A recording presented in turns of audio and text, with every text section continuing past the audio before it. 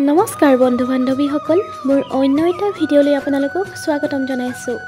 লতাশিলত অনুষ্ঠিত হোৱা বিহুৰ ফলাফল ঘোষণা কৰা হ'ল। বিহু সাম্ৰাজ্ঞী, বিহু ৰাণী আৰু বিহু কুঁৱৰীৰ খিতাপ কোনে লাভ কৰিছে জানিবলৈ ভিডিঅ'টো শেষলৈকে চাই থাকিব।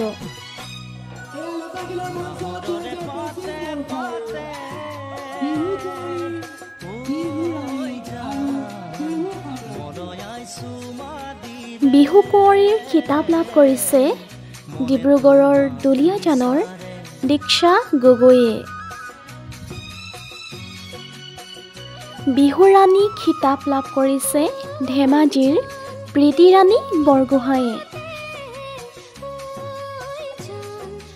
বিহু সাম্ৰাজ্ঞীৰ খিতাপ লাভ কৰিছে ডিব্ৰুগড়ৰ মৰাণৰ লিজামণি সেনচুৱাই।